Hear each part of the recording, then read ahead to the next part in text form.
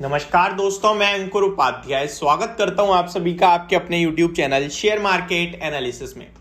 दोस्तों यहां पे मैं आप सभी के साथ बात कर रहा हूं इन केस कोविड से रिलेटेड कोई भी अनाउंसमेंट होती है या फिर कोई खराब खबर आती है तो यहां पे जिन स्टॉक से आपको थोड़ा सावधान रहना है, अलर्ट रहना है, उनके बारे में बात करूंगा। कुछ ऐसी सेक्टर्स हैं, कुछ ऐसी कंपनीज हैं जो प्रॉपरली इस कोविड से डायरेक्ट इफेक्ट होती हैं। देखिए वैसे तो आप अगर मेरे रेगुलर व्यूअर हो तो आपको पता है मैं इस गिरावट में आपको मैंने एक ही चीज बोली है कि ये जो क्रैश है, ये जो करेक्शन है, ये जो प्रॉफिट बुकिंग केवल भारतीय बाजार में आई है और मुझे लगता है ये एक आपके लिए जो फेस है वो थोड़ा पैनिक भरा बेशक है, लेकिन ये दोबारा बाउंस बैक कर जाएगा, मार्केट ऊपर आ जाएगा। लेकिन यहाँ पे दो तीन चीजें अभी हर्डल भी हो गई हैं। पहला तो एक लेवल के हिसाब से निफ्टी में 18,000 का लेवल और बैंक निफ्टी में 42,000 का लेवल एक अपने आप में हर्डल आएगा। दूसरी बात, कोविड से रिलेटेड मेरे को देखिए, मैं ये नहीं कह रहा मार्केट कोविड से रिलेटेड गिरेगी, क्योंकि मार्केट एक चीज पे दो बार रिएक्शन नहीं देती है। लेकिन अगर कोई भी अनाउंसमेंट लाइक अभी कोविड तो नहीं आएगा, कोविड से रिलेटेड चलो हम बोल देते हैं कि नहीं आएगा, लेकिन ये बोलते सरकार कि भाई जो पैसेंजर्स आ रहे हैं उनके लिए फ्लाइट थोड़ी कम कर दो, डेफिनेटली कह सकती है। और अगर लगेगा लोगों को तो मूविंग थोड़ा कम हो जाएगा। तो इस तरीके से मैं आपको बताना चाहता हूं कि ये सेक्टर ऐसे हैं जो डायरेक्ट कोविड से अफेक्ट करेंगे। तो पहला यहां पे जो सेक्टर है वो है एविएशन सेक्टर, हवाई यात्रा। क्यों?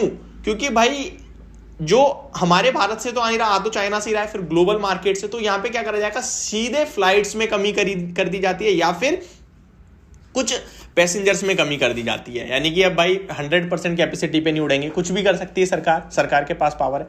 तो यहां पे इनसे सावधान रहना है। सबसे ज्यादा इंपैक्ट इन्हीं स्टॉक्स पे पड़ता है डायरेक्टली। तो यहां पे कौन सा स्टॉक है जो सबसे ज्यादा आपको रडार पे रखना है, वो है इंडिगो।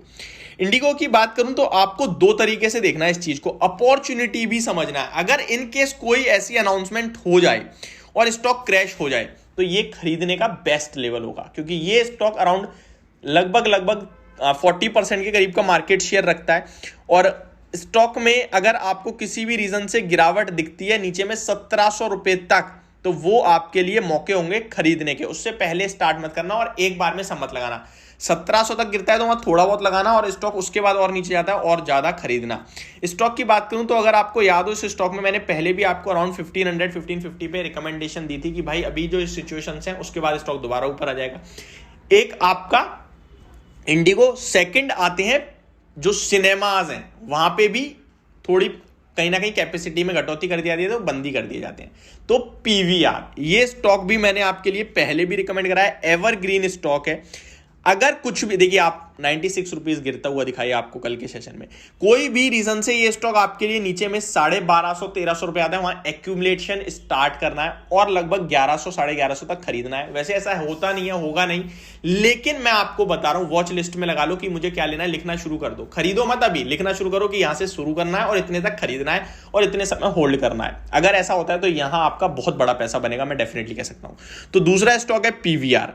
अब आते हैं एक पूरे सेक्टर पे, वो है होटल सेक्टर। अब देखिए, जब इस तरीके की कोई भी सिचुएशन होती है तो मेनली कौन लोग होटल्स में रुकते हैं, जो लोग बाहर से आते हैं या जो ट्रेवल करते हैं। तो जब ट्रेवल ही कम हो जाएगा तो होटल्स में स्टेइंग कम हो जाएगी। तो यहां पे इनका मेन लीडर जो है वो है इंडियन होटल। तो इस स्टॉक को भी रडार पे रखें, लेकिन गिरावट में लेने के मौके ढूंढने, अगर कोई अनाउंसमेंट होती है जिसकी वजह से ज्यादा गिरावट आ जाए। अब देखिए स्टॉक 349 का हाई लगा के 300 पे आ गया आपको। अभी यहां से और करेक्शन होती है अगर स्टॉक में 270 तक, तो मुझे लग रहा है चार्ट्स के अकॉर्डिंग जा ही सकता है कम से कम। मार्केट में हल्की भी वीकनेस आई तो अगर मंडे से रिकवरी हुई तो रिकवर होगा, बहुत अच्छी बात है। कोई भी अनाउंसमेंट हो गई कोविड से रिलेटेड तो डेफिनेटली ये स्टॉक आपको 250 रुपए करीब आता हुआ दिखेगा, वहां आपको स्टार्ट करना है खरीदना। नेक्स्ट है टूरिज्म रिलेटेड स्टॉक। अब यहां पे मैं आपको बड़े लेवल पे बताना चाहूंगा। टूरिज्म में मैं मतलब बहुत सारे आ सकते हैं, लेकिन मेरे सामने जो है वो मैं आपको बता रहा हूं। IRCTC, इजी ट्रिप प्लानर्स, ये कुछ ऐसे स्टॉक है जो डायरेक्ट इफेक्ट करेंगे इसी से। तो ये ऐसे स्टॉक्स हैं जिनको आपको सावधानी से रखना है और वॉच लिस्ट में लगा लेना है कि इनकेस अगर इनसे रिलेटेड कोई भी खराब खबर आती है तो मैं इन्हें गिरावट में खरीदूंगा, क्योंकि ये क्वालिटी वाइज खराब नहीं है। एक और स्टॉक है कैसीनो से रिलेटेड है, अब आप सीधे समझ गए होंगे, डेल्टा कॉर्प। इस स्टॉक में ऑलरेडी काफी बड़ी करेक्शन हो चुकी है। 205 रुपए पे था 2-4 दिन पहले जब मैंने आपके साथ शेयर करा था। 180 तक स्टॉक जाने की तैयारी कर रहा है। 192 ऑलरेडी आ गया। 180 के आसपास मुझे लगता है खरीदना भी शुरू करना चाहिए आपको। ये स्टॉक इन लेवल्स पे मतलब बेचने वाला है ही नहीं, बहुत अच्छे लेवल्स पे आ गया है। तो अगर आप यहां से खरीदना शुरू करते हैं तो डेफिनेटली आप बड़ा पैसा कहीं ना कहीं मुझे लगता है बनाओगे। बट 180 से पहले स्टार्ट नहीं करना है आपने बाइंग को। 180 के स्टार्ट करना, उसके बाद नीचे जाता है तो थोड़ा थोड़ा और खरीदें, और ऊपर में इजीली आपके लिए 220, 240 और 250 रुपए तक स्टॉक आता हुआ दिखेगा। तो ये मेरे कुछ स्टॉक्स है रडार पे जो मैंने रख रखे हैं और मैंने आपके साथ भी शेयर करा। होप आपको वीडियो समझ और पसंद दोनों आई होगी। Thank you so much for watching this video. Have a great day guys.